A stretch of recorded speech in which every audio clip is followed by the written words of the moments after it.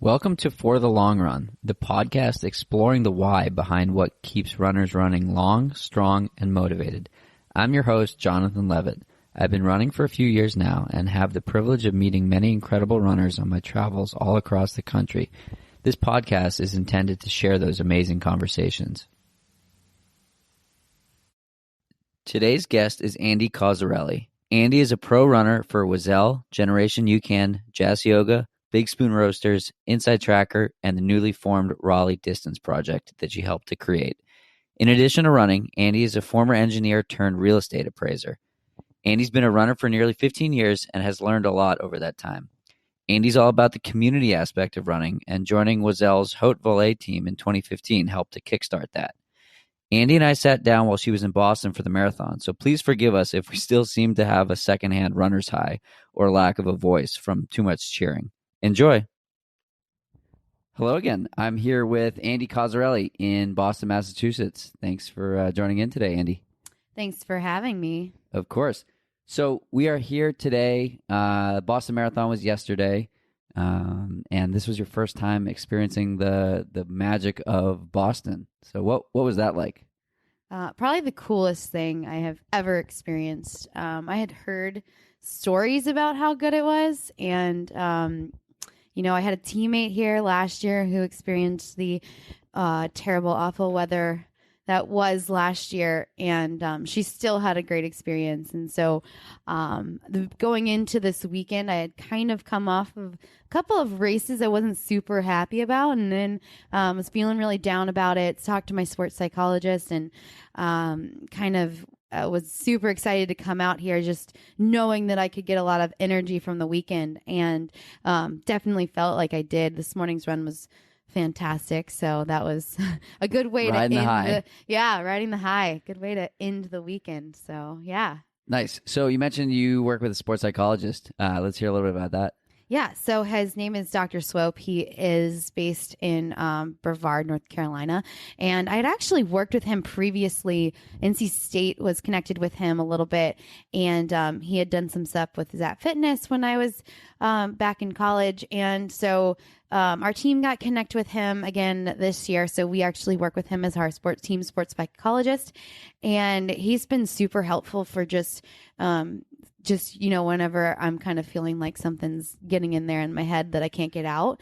And for me right now, it's been, he talked me through it, and it's kind of I was having an issue with, I think, three things: the past, the present, and the future. So in my head, I was thinking about my past self, my past times I've run, and then thinking presently about how I want to run those times and how I want to do them now, and then thinking future, that I'm running at a time that I don't have the opportunity, that I'm wasting time if I continue to not let it happen. And so kind of forcing things, kind of trying to run what I want to run, because I know I'm fit enough, but it's got to still be, there's still some patience to it.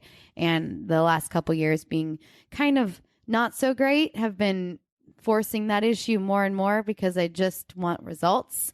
You can train all day fantastically and do all these things, but until you can, get out there and prove it, execute when it matters, then you're just kind of spinning your wheels and talking a lot of talk. But yeah, so cool. Well, you've spent the last couple of years focused on your health, and you've had some things you've learned over the last few years starting in college, and a podcast I did with Devin Yanko comes to mind, where she talked about, the running is nice, but you can't make decisions that put your health in jeopardy. So let's talk about like being your own advocate. What can you share with people about if something feels off, what do you do? What did you do?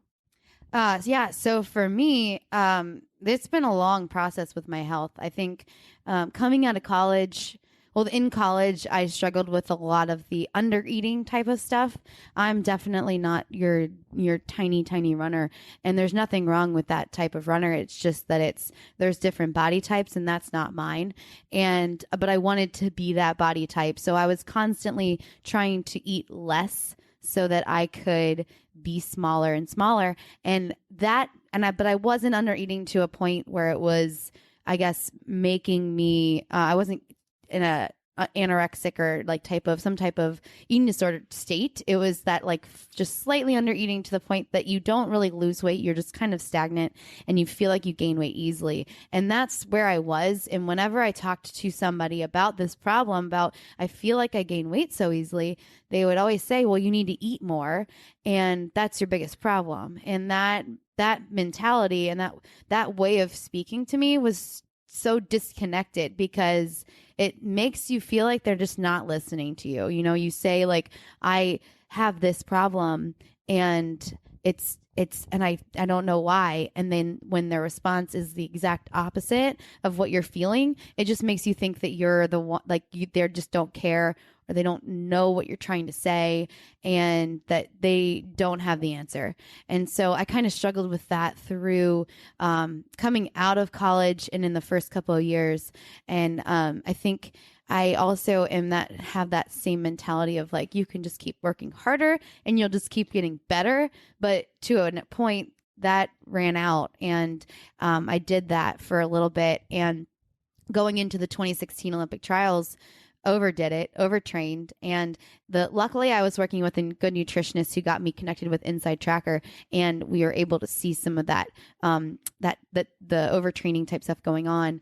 But then, you know, coming off of that overtraining, it's been definitely difficult to figure out the right paths, the right steps, and to figure out the health issues, because I had gone to several doctors that don't really get the athlete mentality, the perspective, the whole dynamic, because we're so in tune with like these tiny little things that are going wrong with our bodies, but we're not like your just average really sick individual. So trying to find the right people that got that, like that understood, like something's off, but it may not be this huge. It's not catastrophic. It's not catastrophic. Yeah. And so I ended up going more into the natural route with a functional medicine doctor named Bree Weiselman, and then also Tani Prazak, who was super helpful in just kind of changing that mindset on the under eating and more of a healthful perspective on that. And so,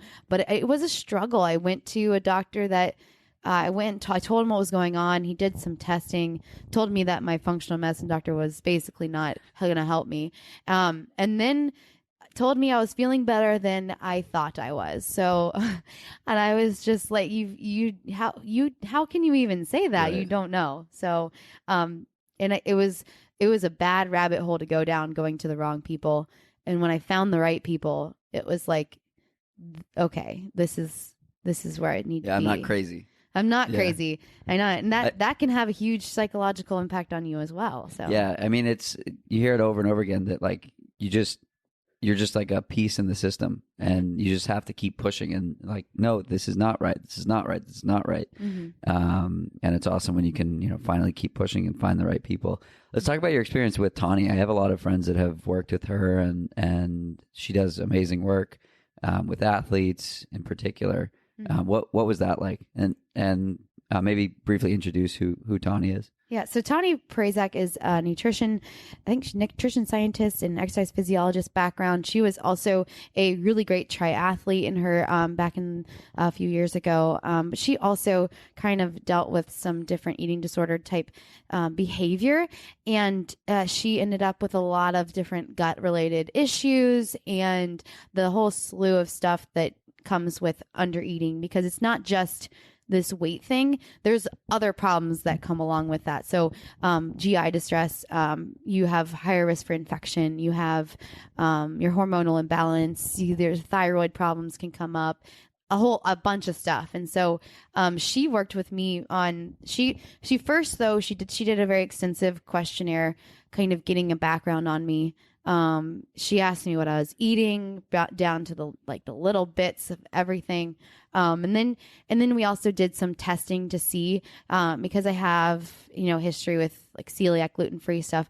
And I also am lactose intolerant. I've got a lot of gut related problems already. So she kind of, we got into that. She ordered stool tests and we did some different hormonal stuff because, big problem that I was having was, secondary amenorrhea, which she had struggled with in the past as well. So she knew kind of more in depth on that. And so, that was why I reached out to her in the first place, was the secondary amenorrhea stuff. Because I was a more healthy weight, coming out for a few years there after college, was training really well. Things were going really well, with no problems other than the fact that I was not getting a period. And so I went to her after coming off my first marathon, which was super successful. But at that point I was like, there's going to be a time when this is going to run out, where this positive, this training that's going well and perfect is going to run out if I don't figure things out here. And there's other health consequences down the road with not having your period. And so she started part of what she did for me was she also made me see like the light of that. And she talked to me in a way that was supportive and understanding of my position of where I was, but she also explained to me what was happening with my body, which was when you're not eating enough and you hold on to more fat and you hold on to this, you're restricting your food, but your body's trying to keep you alive. So it acts like you're starving and it holds on to more of what you bring in. But then your body starts shutting down other systems because doesn't think that if you can't support a life, then it's not going to have your reproductive hormones working. Your digestive system will stop working to a point if your body is perceiving so much stress from under eating.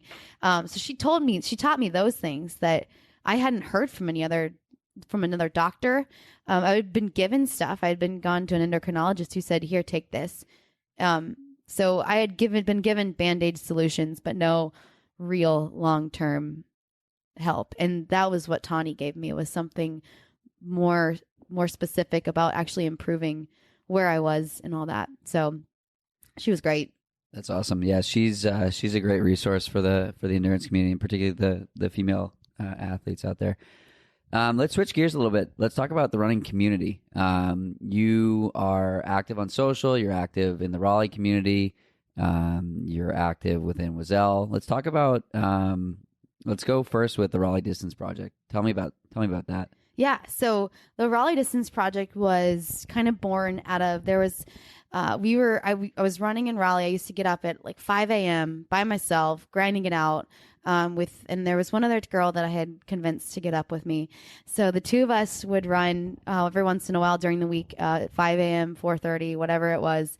And then we started convincing some other people to do it with us. So we got a third in there. So that was Rita and Aaron. And then, and then there was another girl in NC State that was still on the team, and she wanted to continue to train post-collegiately, but she didn't know if there was any other opportunity for her elsewhere. And she was just going to stay in Raleigh and see what happens. And I said, just do it. We're going to figure something out. And so I saw this need for having an elite team in Raleigh. And I could tell that there was so much, it was like people wanted it. Right. I felt like there was a desire and like a need for it. And so I actually had Tristan, who went to App State and was graduating around the time that we were talking about this. And I had paced her through a 10K PR at Raleigh Relays and cooled down with her afterwards, just got to know her. And then she messaged me like a month or two later and said, hey, my boyfriend got a job in Raleigh. I kind of want to go back there. Is there a team? I want to keep training. And I said, yes, just come here and we'll figure it out. And so it took a little bit, but in 2017 in September, we all were traveling to a race in Lynchburg, Virginia, known as the Virginia 10 miler. It's a great elite 10-mile race. Love it. They're It's a great atmosphere. We were driving down there, and in the car ride, we said, let's come up with a name. Let's do this. Let's like actually start this team. And we had people tell us like, oh, it'll be a few years before something like that could actually get off the ground. And so we were like, screw it, let's do it. So we came up with a name in the car ride there. Took us like an hour. We were throwing names around, joking. Had some bad ones, but Raleigh Distance Project was the one that kind of took the cake. And then podcast to come soon. Yeah, podcast is coming soon, I promise. I've been talking about this forever, but anyway. So yeah, that's how we started the team, and with the whole goal of kind of helping to give either athletes that were graduating out of the schools there in the Triangle a place to land that's right where they are, instead of having them move out of state, and kind of also creating an opportunity for developing athletes. So there's a kind of a disconnect between elite level where people are getting professional contracts, and the level that's kind of like, I didn't reach what I wanted to in college, but I know I've got a lot more upside. And they're the ones that aren't getting what they deserve, because you never know what could come out of them. Like, we've seen it happen time and time again with athletes that they're given the opportunity, or they just plugged away and they break out, and they're not getting though what they deserve on the front side to make it a shorter process or whatever. So we wanted to kind of create more opportunity, and then beyond that, we wanted to bring our community along with us. The Raleigh running community is huge. There's just so many people out there just grinding and loving it, and we've seen it. Even we started a Thursday morning group run, and I've met so many new people through it. I thought I knew a lot of the running community until we started this, and we got new faces out. That's awesome, which was really cool. And then but yeah, there's so many groups of runners in Raleigh, but no like single group. So we wanted to bring that together, and we wanted to get people excited about it too. Having a face to follow, I think, is a really cool thing. Like, I don't feel like I knew who the elite athletes leading the way for me when I was younger. And now though, like, I know who these people are through what Oiselle has done. So let's create that in Raleigh. Like, let's have some female role models for our younger generations to look up to, and even just our community to kind of look to for advice and guidance and all that good stuff. So yeah, so we're doing cool. Let's talk about Oiselle. You've been working with them for a while. Yeah. We've been walking around, Boston the last few days, and people keep recognizing you. Tell me more about the community that you have with them. Yeah, Oiselle has been, I like a lifesaver. I almost feel like when I graduated college, I had a terrible final season, and I didn't think I was going to be able to run post-collegiately. I was kind of in that mindset of like, you just failed, and nobody wants that. Like, nobody's taking that runner that just failed. So how did you get connected with them? Yeah, so I was in contact with Kristen Metcalf when I first graduated, and they had told me they really wanted to meet their athletes in person, which I value so much. Like, that's a good thing to have. Like, you don't want to just add an athlete on your team because they're fast. You want someone that's a good person, and they value kind of that, the personalities and stuff of the people that they have on the team. And so I was like, that's totally fine. I cried for a few hours after that phone call, but she said, keep in contact with me. And I was like, will do. So the entire first year after college, I emailed her after every single race, and they were not good. So like, I would run and I'd be like, it was bad, but this is what I did. And she'd be like, it's okay. Like, keep going. And I was like, all right, fine. I will try. So I just kept racing and kept emailing her, and she kept being like, persistence. Yeah, just you're good. And at the end of the year, she was like, you've been really persistent, so we'll add you to the Volee. And so I joined the Volee, and I didn't even know at the time that I was missing a team atmosphere until I joined the team. And I went to the first meetup, and I met Allie, Train Race Pace, for anyone who wants to follow her. And she came up to me, and she's like, you're going to be on the Haute Volee in no time. And I was like, I just am happy to be here in general. Like, I'm just happy to be on the Volee. Like, I don't even care. I just want to be a part of this. And then, Can you explain what the Haute Volee is? Yeah. So the Haute Volee is just it's like their emerging elite program. And it's like they're kind of in between the professional. And, And then the Volee is their membership-based team, which is kind of nationwide and anyone can join. I think they open the team about 4 times a year. And I think, and you can sign up, you get a singlet, you get discounts, you can go to bird camp, which is the coolest thing ever. There's a bunch of different perks. And then part of that money from your membership goes towards the Emerging Elite Fund. And then also a program that they have that's called Bras for Girls. And that gives, I think, girls that can't afford it or whatever, at that one age group, kind of sports bras so they can get into sports, because that's a big emerging issue is women that don't have the resources just aren't being active. So that's a great program. But yeah, that's kind of the breakdown, Oiselle, Volee, and Haute Volee. So, but when I joined the team, the Volee was kind of more of like a invitation only thing. And then they had the flock, which was basically what the Volee is kind of now, I think. But yeah, so I joined and it was really cool to see the progression from my post-collegiate first year to my first year being on Oiselle. Even actually the first like few months being with Oiselle, I had run a 119 half in like November of 2013 and then, or October, whatever. The following year I ran a 116 in my second and then a 113.49 in my third. And that was, right after joining the Volee. Some serious progress. So it was huge. I was like, I don't know what just happened, but I think where'd it's those you minutes guys. go? Yeah. I was like, I think it's these ladies. They're, I mean, it was women of all ages and backgrounds and paces. And I mean, that's the power of community, right? Yeah. Like I joined a new coaching group in July, and it's like you have this like raving group of fans that applaud every workout, and it's just like a psychological boost that you're not just doing it for yourself.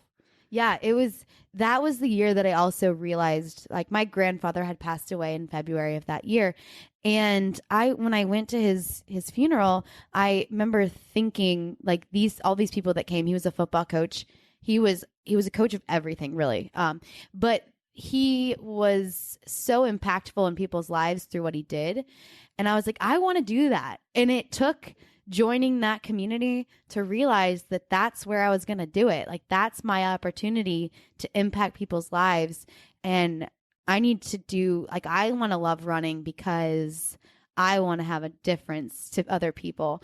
And it took the pressure off of me to perform for me. It became like, I want to do this for other people. And then, so when I would wake up at 4:30 in the morning to go run, I wasn't upset about it because I was thinking about the fact that, like, I'm doing this for other people, and I would think about them instead of myself in those instances. And it made a huge difference. My times just got faster, and I was so much more wholesome and happy with it. It was crazy. We'll get to, I sort of have a follow-up question, but I want to ask another one first. So what got you out the door the first time? I don't know. It's funny because, so after I finished my collegiate season, regionals kind of just cut short. I was first out in both of my races. I was 13th in the 10K, 8th in the 5K, with the two people, 6th and 7th in my heat being the two fastest times that went on. So it was, I think I joke that I like to fail like the best way possible, and that, like, dropping out of the Olympic trials, first marathon, perfect failure. That was really good job. Well done. And then that was a really well done failure there too. But week, but was it a failure though? No, it wasn't. It's more of, well, you know what I like to think is maybe it was a failure, but it wasn't a good day, but yeah. Did you learn? Yes, that's the point. Like, I learned a lot from both of these scenarios, and you look back at them and you're like, I'm happy that happened. So I remember seeing you at the Olympic trials. We got coffee or whatever beforehand. Yeah. And then the next day, I remember getting a message from you like, I'm currently sitting on the sidewalk and I can't move. Yeah. So what got you off the sidewalk? Besides the EMT that, gave you. Yeah, that whole thing was a whole story in itself. I mean, I dropped out and then was like, that was dumb. Like, why did I even drop out? And then I passed out an hour later from heat exhaustion that was not diagnosed by the medic. I mean, it was like 85 degrees that day terrible. by like 10 a.m. in LA. that was an easier pickup than that. Was an easier pick me up though than when I graduated. I actually there was a guy that emailed me. I don't even remember who it was. He messaged me on Facebook Messenger after regionals.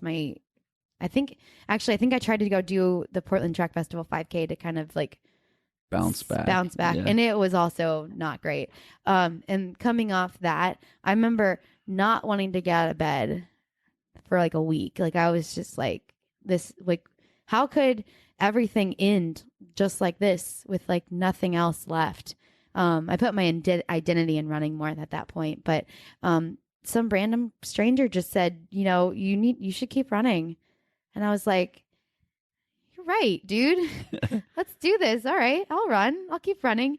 And I don't know that I, at that point, had any specific goals in mind. I was just like, why not try? Like, I'll just, whatever. My coach was like, I'll keep coaching you, my college coach. So I was like, all right. And then I think I was just going through the motions for a bit, just doing it.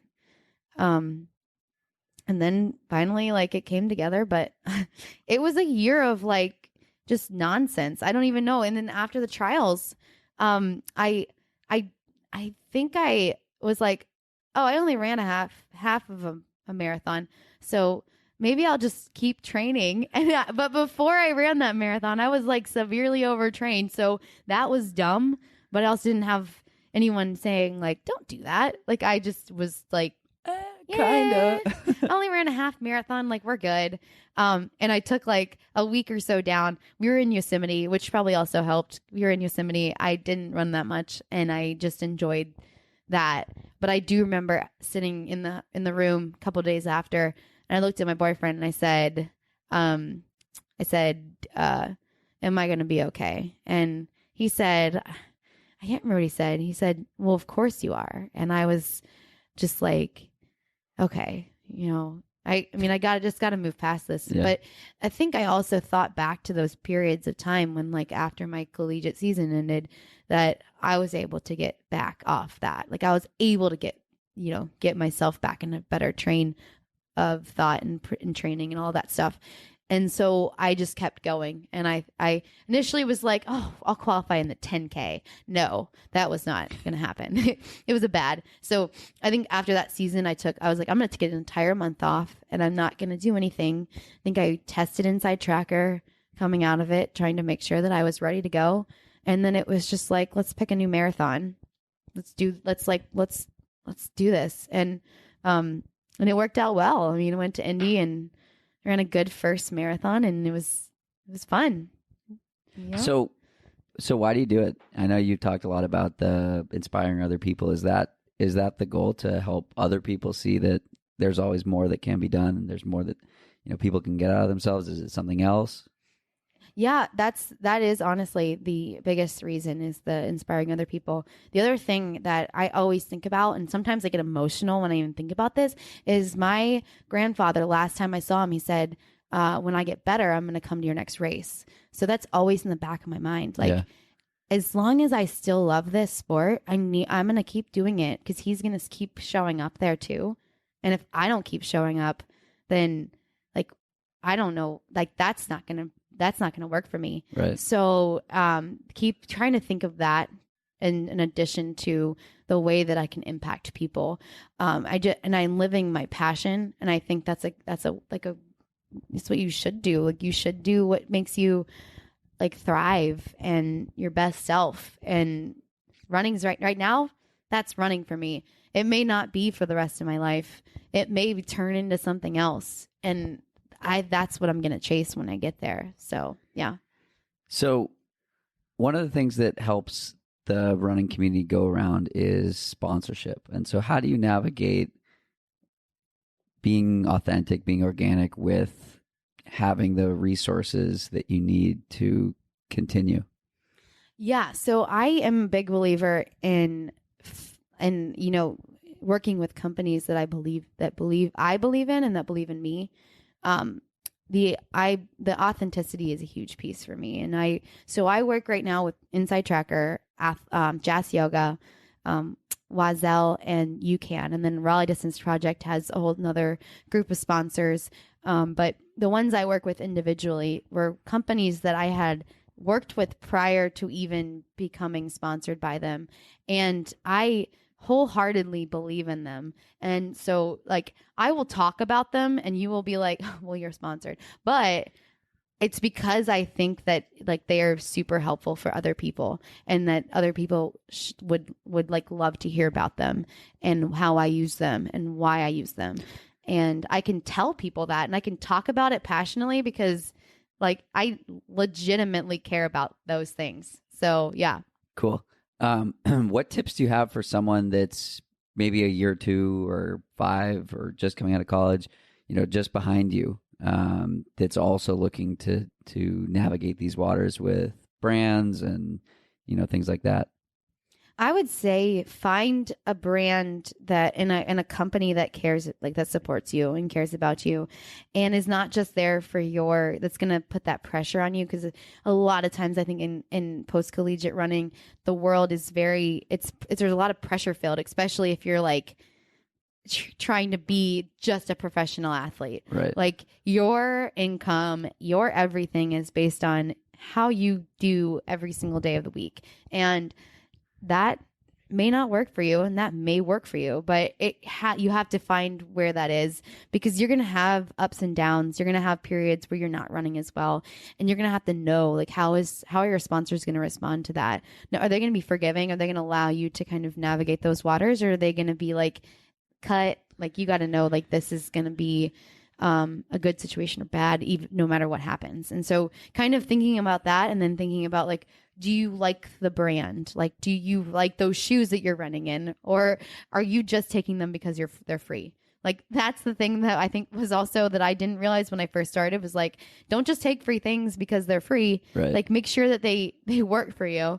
And so that's kind of where I am on all that. But yeah. So yesterday we were talking about the use of social media and sort of the balance between highlight reel versus real life versus like, woe is me, I'm perpetually injured. And again, not saying you're at one of those steps in the process, but how do you try and use social media to connect with the average runner? I know we were talking about, elites, versus NBA players. And we can aspire to be like the super elites. We can't necessarily aspire to be like, LeBron, for example. Yeah, so that's funny. I remember I was talking to you about this yesterday because I was saying that sometimes when I post like things that are really sad, I get like the most likes on them, and I'm like, well, right. But those are like speaking real life, from the heart, like that's just coming out of me, right? But then there becomes a point when you can't just keep posting sad things. Right. Like you've got to get something positive to come out, and that's kind of where. But the balance, I think, is like the people need to connect with the process and the pieces that are similar in the fact, like you could be at a different pace, you could be at a different place generally. But the little things that you think about as a runner, the little things that happen to you, the injuries or the health things, or just the way you feel about training sometimes, everybody has the same thoughts. So sharing those things, even sharing that we talked the rest day brag stuff, like sharing that I only walked 352 steps today is fine. Like it's good. Right. People do more of that. People not a don't lot have of that, to. but yeah, maybe once or twice a week. Yeah, like I don't have every day being like this crazy day. Right. Like being able to also connect with people on the fact that we're just like them is really helpful. And then, sharing about training, the good days and the bad days, because people can learn from those things. And it's just because you're at a super elite level does not mean that you're different. Like your body still acts the same unless you're Mike Wardian, which I am still in awe over him. I would love to just chat with him for a day, and me and him could probably talk forever because we both like to talk. You'll have to have him on the podcast. Yeah. Or come to California and we can do a podcast together. Yeah, that'll be fun. What gets you really excited? Oh gosh. A lot of things. Let's hear one or two of them. Well, like, why do you get out of bed in the morning? Or today, like off the floor. Why'd you get off the floor today? Well, there was food promised at the place I was going, so there's that. I actually, when I wake up in the morning, were there muffins? Oh no, muffins are probably like my favorite thing ever. And this nutritionist recently told me to eat a muffin after I finish, like 5 minutes from the time I finished, and I was like, no problem. You're dude. hired for always. Yeah. I was like, man, how did I not know about you sooner? Because I mean, I love muffins. I love muffins more than I like anything else. Most humans. Well, no, wait. Tacos are kind of high up there. Yes. We've gotten like, I almost got tacos again today, but then I was like, it's overkill. Stop.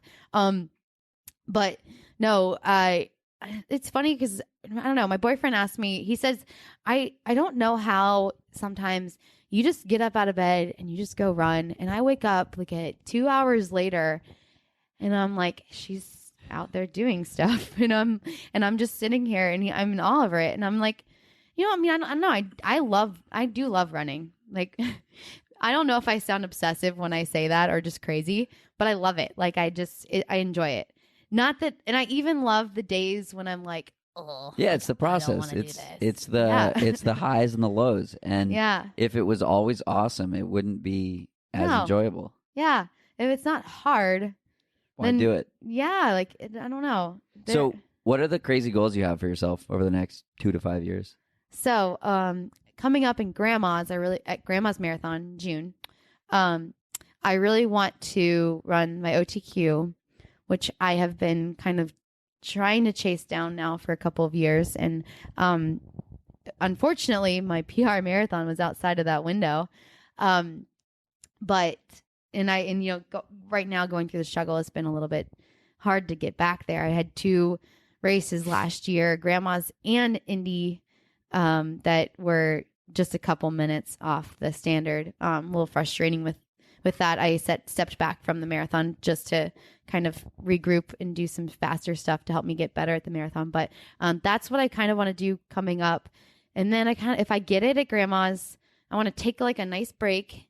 And then I just want to have fun in the fall, but not do what I did before the trials of 2016. Just packing a lot of training. Yeah. I ran the 12K championships. I had a great fall that year, like just fantastic. And then, I was like, you really need a break. So I took 8 days off in like mid-November, and then was like, I'll just build my volume back up like I normally would. So I started from like 30 miles, 30, 35. And then I got to like mid-December and I was like, I'm still only in the 30s for miles and I have to get to the hundreds. I didn't have to get to the hundreds, but my mind told me that. And so I went from like 35 to like 70. It was a really bad idea. So not get myself in that boat, but kind of have fun and do races that I enjoy, shorter stuff probably, and then get ready for the 2020 trials and go from there. But I know big goal wise, I want to get back to, some of those my half PR. I want to break that, and I want to break my marathon PR. I would love to run a low 2:30 marathon, which I think is possible based on what I've run in the past. And but I want to be patient with it. So the biggest thing that I want to do is work on that patience and allowing myself to the grace to kind of take my time getting there and not feel like I have to do anything. So that's kind of, I think, my 5-year plan. I also really want to get Raleigh Distance Project off the ground. We've had a lot of good strides in the past couple of years that we've been here. But yeah, pun intended. But I really want to kind of continue to grow that team and do more for the community and more for the people around me, and add athletes, have a men's team maybe if we can get some men together to want to do that. But yeah. Cool. What would you tell Andie of 2012? Oh, so many things. I actually posted about this, I think, recently, because there were so many things going through my mind at that point in my life. Like but it was so little about it was so much wrapped up in running fast so that people thought things about me instead of running fast because I wanted to run fast or because it would benefit somebody in some way. That didn't even cross my mind as a collegiate runner. I also didn't kind of look at my surroundings enough. I felt like I didn't know who the top runners were. I kind of did, but I didn't really invest myself in like learning how they did things. And so I kind of wish I could tell my younger self to learn more, to be more inquisitive, to be more open, less rigid, to be flexible, to allow myself to make better decisions without making myself feel bad about it, and to eat lots of muffins and tacos. Please, like 100%. I mean, that would be a great place to sign off, but like I have a couple more questions. So we'll circle back to the tacos later. Okay. So you're a coach now. What has that taught you about your own training? Yeah, no, I love being a coach. I'm still kind of new to it, still learning the like different athletes and different ways of doing things, but it's taught me, from what I've kind of realized, is a little bit more about how what my body needs to run well, because I think it's so different for everybody. Training needs to be super individualized because no person operates the same. Also, you don't have to do everything perfectly. So I took like Thursday off last week, which was something I wouldn't have done normally. I would have just soldiered through it, right, even though I was sick, and that's how I get into trouble. So kind of coaching people has also taught me that, like, you know, that they don't always, like, when they ask me a question about like, can I do this instead? Like, I feel tired. Like, if I can tell them yes, why can't I tell myself yes? Yeah. But then also too, I've learned that I work better with kind of having a little bit more of a speed base to begin with, because I think I have a little more of that fast twitch muscle, which I learned from reading different coaching books and stuff. So when I'm marathon training, I can't just be grinding out mileage at marathon pace. Like, I need to have, start with something where I'm, start with a base where I'm, doing a little bit more on the faster side, so that marathon pace can come a little bit easier for me. And that works for some people. And I think other people, let's just grind marathon pace, maybe throw in some sprints at the end, but they don't need to do a ton of that top end speed because they don't have the same like muscle compositions. So it's kind of taught me about different training scenarios and ways that I can optimize my own. So yeah. Cool. Where can we find you on social? At Run for a Cause, and that's run and then the number 4 and then ACOZZ. So that's my Twitter and Instagram. So. And where'd that come from? So my first name is Andie, so it starts with an A, and then Coz. My last name is Cozzarelli, and so when I was younger, my sister was always known as Coz, and then I was like kind of a Coz, little Coz, whatever. And so I was like, I had a really terrible Twitter name. What was it? I didn't make it. So the guys on my team. A likely story. No. It's for real. I told you the story. So when I was at regionals in 2012, the first year I went to nationals, we were in Bloomington, Indiana, and there's these tornadoes coming through. And I'm pretty sure that my coaches told some of the guys on the team to like distract me or something. I'm not really sure. So we were at a coffee shop and they were like, let's make a Twitter for you. And so they made me a Twitter, and it was Fine and Dandy Andy. And I was like, I can't have this for the rest of my life. So I was like racking my brain for like ever. First of all, I never used it. So I just had it. And then when I finally was like, I should use this, I was like, I don't like this name. Like, let me think of something better. And then, at the whole like run for a reason, have motivations that are more than just yourself. I came across Run for a Cause. Like, cause sounds like you're talking about a cause. So that's where it kind of stems from. And it just seemed to work perfectly. And I was like, all right, let's do it. Cool. I got it. Yeah. And sometimes the cause is tacos and muffins. It is. Yeah. There we go. 100%. I promised we'd get back to tacos. And on that note, thank you so much for this. Yeah. And safe travels home. Thank you. Thanks for having me on. Of course. That's it for today's episode. Like many long runs, it's sad when it has to end. I hope you join in next week on For the Long Run. And in the meantime, happy trails. If you've enjoyed this episode, it would mean a lot to me if you shared it so that others can find it and enjoy it too.